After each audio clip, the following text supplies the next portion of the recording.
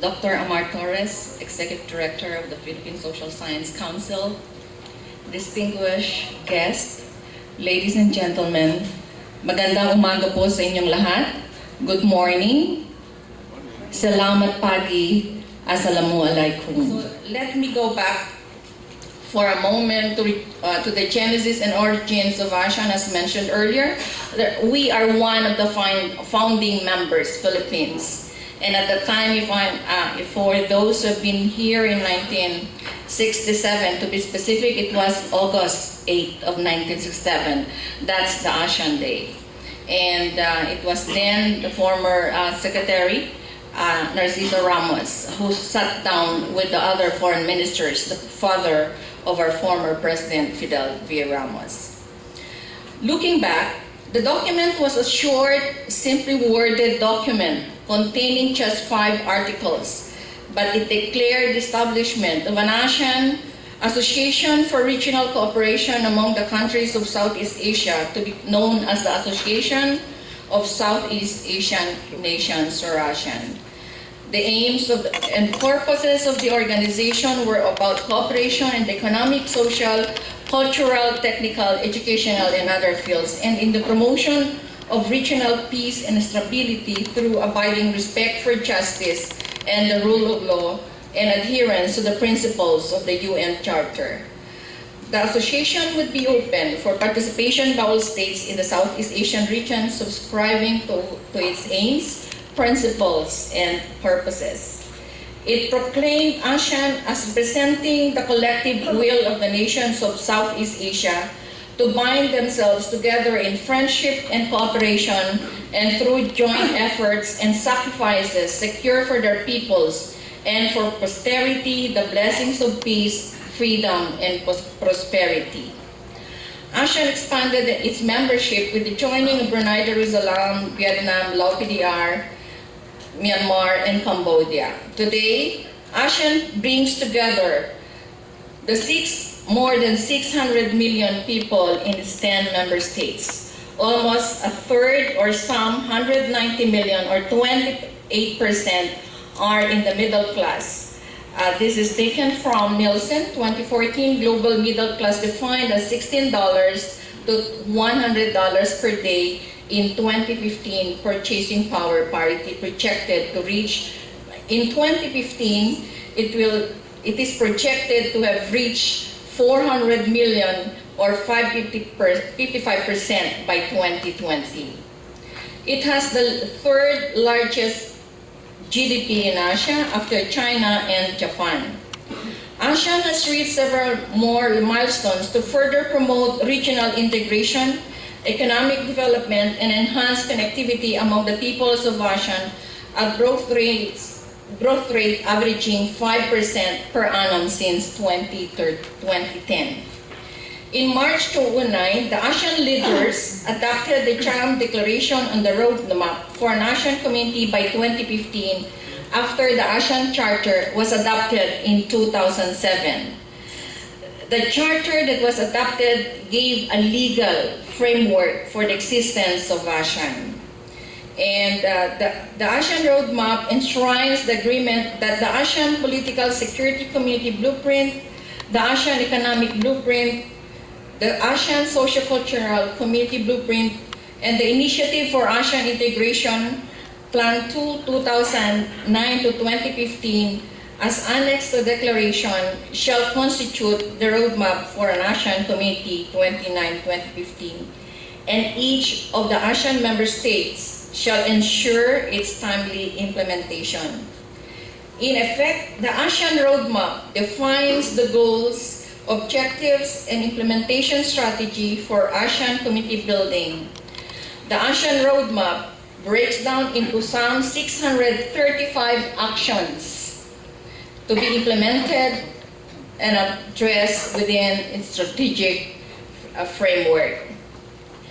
The Peace and Security Community envisage a rules-based community of shared values and norms, a cohesive, peaceful, stable, and resilient region with shared responsibility for comprehensive security, as well as a dynamic and outward-looking region in an increasingly integrated and interdependent world.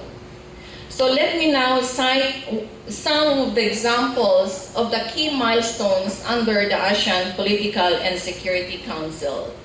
1. In the area of political cooperation, the stature of the 1976 Treaty of Amity and Cooperation in Southeast Asia, or TAC, has been further elevated with the accession of Brazil, United Kingdom, and the European Union in 2012, bringing the total number of high contracting parties to the TAC to 31. With the accession of Brazil as the first high contracting party to the TAC from Latin America, the significance and profile of the TAC as a code of conduct of interstate relations in Southeast Asia has been significantly enhanced, and international interest in the TAC continues to grow. ASEAN is also making progress in conflict resolution and management. The launch of the ASEAN Institute for Peace and Reconciliation during the 21st ASEAN Summit is a testimony to this effort. AIPR, or the ASEAN Institute for Peace and Reconciliation, shall be the ASEAN research institution on conflict resolution and conflict management to enhance peace, security, and stability in the region. In an effort to provide a framework for regional cooperation to tackle the humanitarian aspects of landmines and explosive remnants of war, the 21st ASEAN Summit adopted the Statement on the Establishment of an ASEAN Regional Mine Action Center, or ARMA. In further strengthening the promotion and protection of human rights in the region, which we as social scientists are adhering to, ASEAN adopted the ASEAN Human Rights Declaration and signed the Phnom Penh Statement on the adoption of the ASEAN Human Rights Declaration at the 21st ASEAN Summit in November 2012 in Phnom Penh, Cambodia. This is another milestone for ASEAN in the implementation of human rights provisions as enshrined in the ASEAN Charter and the blueprint of APSC. Moving forward, the focus of the ASEAN Intergovernmental Commission on Human Rights will be on the implementation of ASEAN Human Rights Declaration and the Phnom Penh Statement. ICHAR, simply called, is an intergovernmental human rights body in ASEAN. It's composed of 10 members from the 10 member states. In the area of security cooperation, the ASEAN Regional Forum, which is emerging into its 20th year, has been working towards enhancing coordination with other ASEAN sectoral bodies on cross-cutting issues in view of promoting synergy and complementarity among existing ASEAN mechanisms. Cooperation under the framework of the ASEAN Defense Ministers Meeting, or the ADMM, has been progressing steadily. Among others, work is being carried out towards the establishment of ASEAN Peacekeeping Centers Network and the ASEAN Defense Industry Collaboration. On the ADMM Plus front, 3 major exercises in the areas of humanitarian assistance and disaster response, military medicines, counterterrorism, and maritime security were all conducted in 2013. Efforts towards the ASEAN Committee 2015 have been driven by a regional economic integration imperative. The development of the ASEAN Community vision has been predominantly seen from an economic perspective. A study that was commissioned revealed that the availability of skilled and educated labor force in the region is one of its strengths. In fact, one of the driving forces that has drawn investors to locate their investments in the region. This, coupled with economic programs and reforms that ASEAN is implementing on a regional basis, has made the region an important player in the global value supply chain. The regional economic integration imperative moves closer to economic integration, and it aims to further its foothold in the global supply chain. ASEAN recognizes the importance of facilitating greater mobility of its skilled workers, professionals, and business persons across the region. ASEAN understands that it has to draw advantages from the complementation of skills across member states to support these twin goals of the region. Let me cite significant gains under the Economic Council. First, the per capita income in the region had risen from $1,172 in 2000 to US $3,748 in 2012. Total trade of ASEAN grew by 16.8% from 2.05 trillion in 2010 to 2.5 trillion in 2012.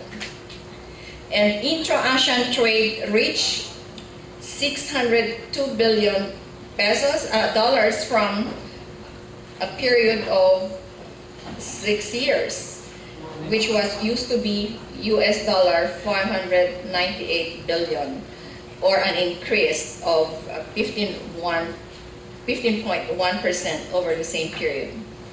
ASEAN continued to attract foreign investment, generating a record of 114 billion inflows in 2011, or a 23% increase from US dollar 92 billion in 2010.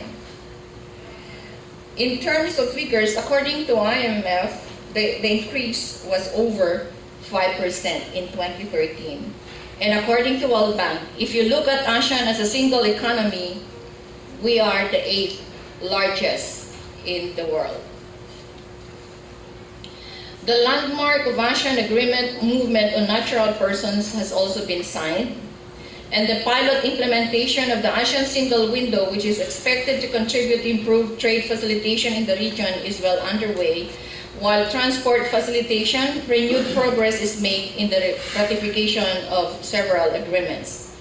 A work program has also developed to address non-tariff barriers, including enhancement of non-tariff measures, database, and engagement of the private sector to obtain feedback on non-tariff barriers and non-tariff measures.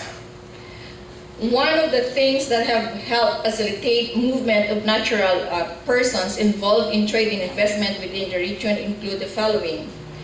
Mutual recognition arrangements frameworks have been issued initially for natural persons involved in 3 areas: business services that comprise engineering, architecture, land surveying, and accounting. In the area of health services, medical, dental, and nursing services, and the last, tourism services. Through these frameworks, we aim to set the groundwork for deeper engagement on mutual recognition in ASEAN. The ASEAN Agreement on Movement of Natural Persons, which was recently signed in November 2012, aims to provide effective mechanisms to liberalize and facilitate mobility of business persons engaged in trade in goods and services and investment. This agreement requires streamlined and transparent immigration procedures for the temporary entry and stay of business persons, as well as progressive liberalization of specific commitments on the temporary stay and entry business in member states. ASEAN also recognizes that underpinning effective mobility of natural persons is ensuring that there is an efficient and effective recognition of skills and qualifications in the region, which hinges upon having comparable qualifications framework among member states. To this end, ASEAN has already completed the work towards the development of mutually comparable national qualifications frameworks based on a common reference framework to come up with an ASEAN qualification reference framework. And this was participated by the education sector, the labor, and the finance and trade.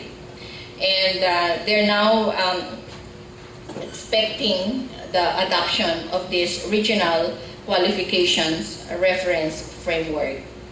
And because ASEAN believes that development of comparable qualification frameworks would build confidence in the education standards and support supply of services via the movement of natural persons. On the other hand, let me now focus on the socio-cultural community where I belong. Among others, the following have been the key milestones. One, the ASEAN Curriculum Sourcebook for elementary and high school has been adopted and is now being implemented, and in some countries, its translation to their national languages is already underway. On the other hand, the development of the ASEAN Studies course for undergraduate students has been initiated by the ASEAN University Network. Just to let you know that the ASEAN University Network, there are 3 member universities from the Philippines, but just to clarify, it's not a university per se, but identifying centers of excellence to become part of the ASEAN University Network. So, but just to let you know, 3 members, universities in ASEAN. The founding member is Dela University, and the 2 others are from UP and Ateneo de Manila. There's a comment from other colleagues that ASEAN University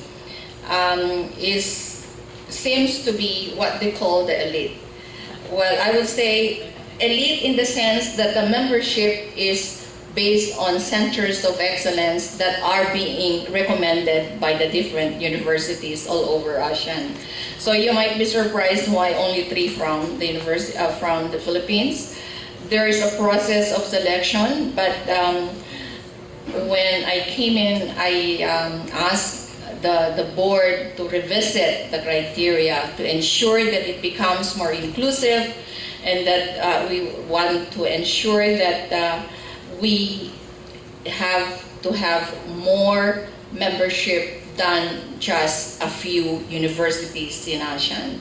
And this is an ongoing reform that we are advocating for in the network. And in fact, on Thursday and Friday, the LaSalle University, as one of the founding members of AUN, is hosting the meeting in Cebu City on Thursday and Friday, where I will be joining them. So I think this is one of the areas that we can discuss further, how best the ASEAN University Network can really service and become more inclusive as an association of universities and colleges amongst ASEAN member states.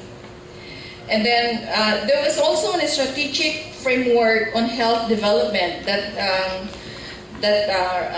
focuses on pandemics, universal health coverage, emerging infectious diseases, non-communicable diseases, drug-resistant malaria along country borders, and also one of the emerging concerns now when you speak of emerging is MERS, especially in ASEAN, where a number of our overseas workers are moving into the Middle East countries. Not only the Philippines, but other countries like Indonesia and other the CLMV, or the Cambodia, Laos, Myanmar, Vietnam.